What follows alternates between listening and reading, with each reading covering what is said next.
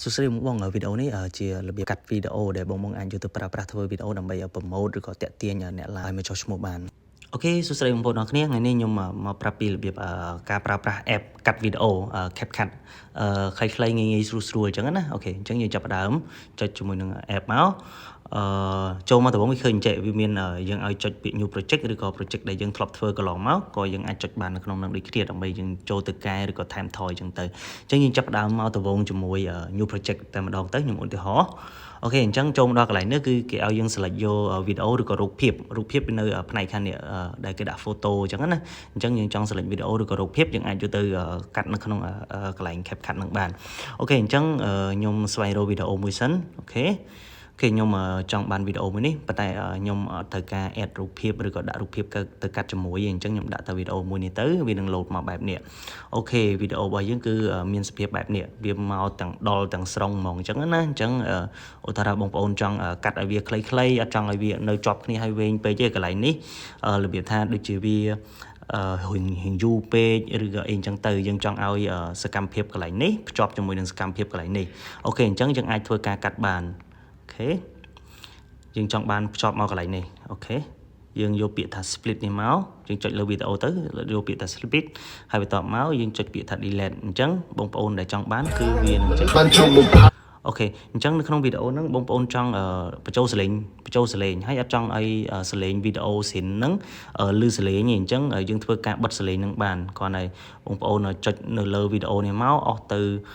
ស្ដាំឲ្យអស់មកហើយបន្ទាប់មកចុចពាក្យថា volume នេះរូបមីក្រូនេះហើយបន្ទាប់មកទាញឲ្យអស់មកវាឡើងឮសលេងហ្នឹង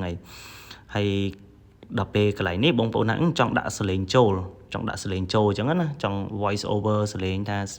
បរិយាយពីសកម្មភាពរបស់យើងមិនអញ្ចឹងទៅឥឡូវខ្ញុំឧទាហរណ៍ដើម្បីបញ្ចូលសលេងយើងគាត់ចុចពាក្យថា audio ហើយបន្ទាប់មកយើងទាញមកស្ដាំឲ្យអស់យើងនឹងពាក្យថាមាន record អូខេកន្លែង record ហ្នឹងយើងអាចចុចនិយាយផ្ទាល់ហ្មងក៏បានចុចឲ្យជាប់និយាយផ្ទាល់ក៏បានឬក៏យើងចុចចាំវា3 second ដើម្បីវា load ហើយបន្ទាប់មកវានឹងឲ្យយើង record ហើយឥឡូវខ្ញុំឧទាហរណ៍អូខេនេះជាសកម្មភាពដែលខ្ញុំបានចូលរួមកម្មវិធីមួយនៅមាត់ទន្លេអូខេនេះសលេងរបស់យើងដែលយើងដាក់មិញអញ្ចឹងណាអញ្ចឹងយើងមានកន្លែងខ្លះយើងដកដង្ហើមយូរអញ្ចឹងទៅអញ្ចឹងយើងអត់ចង់ឲ្យវាយូរពេកទេយើងអាចធ្វើការកាត់វាយកពាក្យ split នេះក៏បានឬក៏យើងធ្វើការទាញវាតម្រឹមវាឲ្យវាស្មើអញ្ចឹងទៅហើយកន្លែងនេះខ្ញុំចង់ voice បន្ថែមទៀតថាប្រាប់ពីសកម្មភាពនឹងតទៀតអញ្ចឹងណាអញ្ចឹងខ្ញុំឧទាហរណ៍ថាថ្ងៃហ្នឹងពិតជាសប្បាយរីករាយមែនតើអូខេអញ្ចឹងវាសលេងរបស់យើងនៅមកចេះវាចេញមកចេះយើងចង់ឲ្យវានៅជាប់គ្នាចេះក៏បានឬក៏យើងចង់ឲ្យសលេងហ្នឹងនៅប្រដាក់ពីក្រោមគ្នាចេះក៏បានហើយវាលឺជាប់គ្នាអញ្ចឹងណាកុំឲ្យវាយូរពេកអញ្ចឹងទៅអាហ្នឹងឧទាហរណ៍តាក់ទងទៅនឹង voice over សលេងហើយបងប្អូនណាចង់មានសលេង sound ឬក៏ music background ដែលបងប្អូនចង់ដាក់អញ្ចឹងទៅអញ្ចឹងអ្វីដែលបងប្អូនអាចធ្វើបានគឺ